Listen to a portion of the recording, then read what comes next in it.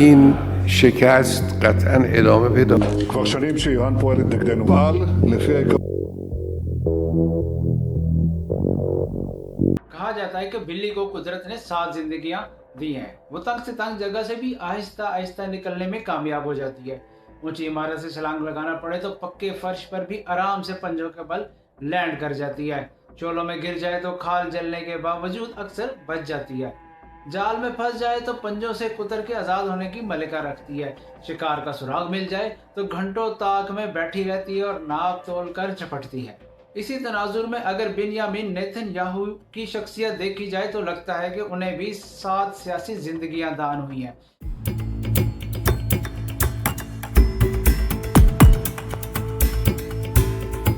وہ اسرائیل کے طویل ترین مدت تک وزیر اعظم رہنے کا ریکارڈ پہلے ہی قائم کر چکے ہیں۔ سن 2017 میں کرپشن کے سنگین الزامات نے انہیں جس طرح جکڑا تو مخالفین نے جیل کی سلاخوں کے پس منظر میں ان کی سیاسی وصیت لکھ ڈالی، مگر وہ 2022 میں چھٹی بار بھی انتہائی دائیں بازو کی جماعتوں کو ساتھ ملا کے وزارت عظمیٰ حاصل کرنے میں کامیاب ہو گئے۔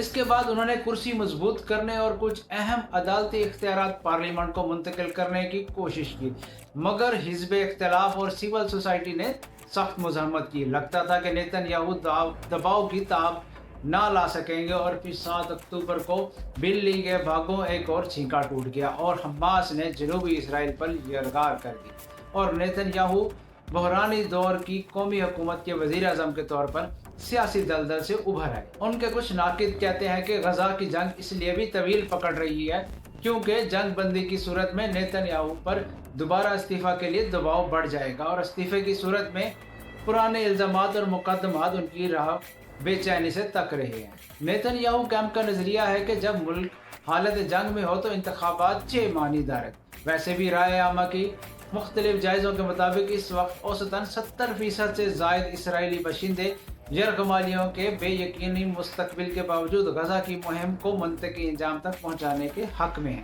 نیتن یاہو پرانے کھلاڑی ہیں، وہ 1980 کے عشرے سے اسرائیلی اسٹیبلشمنٹ کا فعال حصہ ہے۔ اقوام متحدہ میں اسرائیلی مندوب، وزیر خزانہ، وزیر خارجہ، وزیر دفاع اور قائد حزب اختلاف کے عہدوں کے تجربات سے مالا مال ہے، لہٰذا انہیں اندرونی اور بیرونی بساط پر کھیلنے کا بخوبی تجربہ ہے۔ وہ بین الاقوامی رائے عامہ کو منقسم رکھنے اور اسرائیل پر سے منفی عالمی توجہ ہٹانے کے ماہر ہیں۔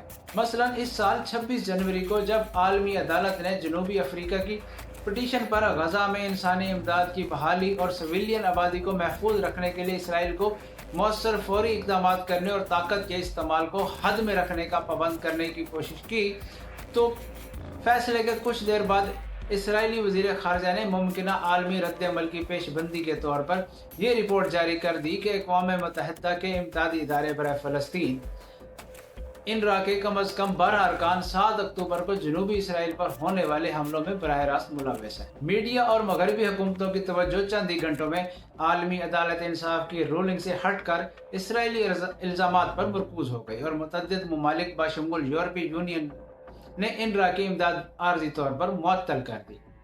دباؤ اتنا بڑا کہ اقوام متحدہ کے سیکرٹری جنرل کو بھی فوری طور پر ان اہلکاروں کی معطلی اور چھان بین کے احکامات جاری کرنے پڑے۔ آج لگ بھگ 2.5 ماہ بعد بھی ان الزامات کے حق میں ٹھوس ثبوت سامنے نہیں آ سکے، چنانچہ کئی ممالک نے انروا کے معطل امداد بحال کر دی۔ دوسرا توجہ ہٹاؤ واقعہ 1 اپریل کو پیش آیا جب غزہ میں فلسطینیوں کو غذا فراہم کرنے والے 7 بین الاقوامی رضاکار ایک فضائی کارروائی میں ہلاک ہو گئے۔ اسرائیل کے قریبی اتحادی ممالک نے بھی اس واقعے کی مذمت کرتے ہوئے چھان بین کا مطالبہ کر دیا۔ واردات کے چند گھنٹے بعد اسرائیلی فضائیہ نے دمشق میں ایرانی سفارت خانے کو نشانہ بنایا۔ اس حملے میں ایرانی پاسداران انقلاب کی القدس فورس کے 2 اعلیٰ عہدیداروں سمیت 8 ہلاکتیں ہوئیں۔ یوں غزہ میں 7 بین الاقوامی امدادی رضاکاروں کی موت سے وقتی طور پر توجہ ہٹانے کی کوشش کی گئی۔ جب سے غزہ آپریشن شروع ہوا ہے، اسرائیل کی شمالی سرحد پر ایران نواز حزب اللہ سے جھڑپیں اور دور جنوب میں یمن کے حوثی انتظامیہ کی جانب سے ابنائے عدن کی ناکہ بندی غزہ کی مہم کے ثانوی نتیجے کے طور پر سامنے آئے ہیں، مگر غزہ پر مسلسل عالمی دھیان اور جنگ بندی کے لیے بڑھتے دباؤ کو بقول شخص سے ڈیفلیکٹ کرنے کا ایک مجرب طریقہ یہ بھی ہے کہ بحران کا دائرہ بڑھانے کی کوشش ہو تاکہ زیادہ ممالک ملوث ہوں تو بوجھ ہٹ جائے۔ دمشق میں ایرانی سفارت خانے پر حملہ بھی مشرق وسطی پر نظر رکھنے والے کچھ مبصرین کے مطابق ایک ٹریپ تھا۔ بین الاقوامی سفارتی کنونشنز کے مطابق کسی بھی ملک کا سفارت خانہ اس ملک کا خود مختار علاقہ تصور ہوتا ہے، لہٰذا عام طور پر سفارت خانوں کو دوران جنگ بے نشانہ بنانے سے پرہیز کیا جاتا ہے۔ ماضی قریب میں ایک مثال ملتی ہے کہ جب سربیا کے خلاف نیٹو کی فوجی مہم کے دوران 7 مئی 1999 کو بیلگراد میں امریکی فضائیہ نے چینی سفارت خانے کو نشانہ بنایا۔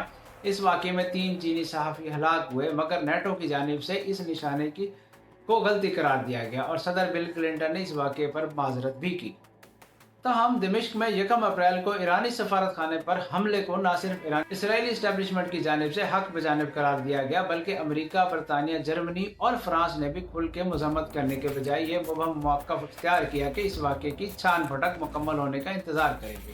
شام میں ایرانی فوجی تنصیبات اور اہلکار 7 اکتوبر کے بعد سے بالخصوص متعدد بار اسرائیلی حملوں کا ہدف بنے، مگر سفارتی دفتر پر حملے کے بعد ایران کو یہ سوچنا تھا کہ اس کی بدستور خاموشی کو اندرونی اور بیرونی ملک کی کمزوری سمجھا جاتا ہے، اور مشرق وسطی میں جو چند اتحادی ہیں ان کا ایرانی سیاسی اور عسکری حمایت پر سے اعتماد متزلزل ہو سکتا ہے۔ اگر وہ عسکری اور براہ راست جواب دیتا ہے تو پھر اسرائیل کی یہ خواہش پوری ہو سکتی ہے کہ ایران کو گھیر کے مارا جائے اور اس کار خیر میں امریکہ سمیت دیگر علاقائی اور بین الاقوامی اتحادی بھی شامل ہوں، مگر ایران نے جواب دینے کا راستہ چنا۔ حالانکہ اس فوجی جواب میں کوئی ایسا اچانک پن سرپرائز نہیں تھا جو کسی بھی مؤثر عسکری آپریشن کا بنیادی محور ہوتا ہے۔ لگ بھگ 2500 کلومیٹر جغرافیائی فاصلے کی مجبوری میں ہر کسی کو معلوم تھا کہ ایران کو جو بھی کارروائی کرنی ہوگی وہ اندرونی ملکی قومی وقار اور بیرونی ملکی اتحادیوں کا اعتماد بحال کرنے کے لیے ایک علامتی کارروائی ہوگی۔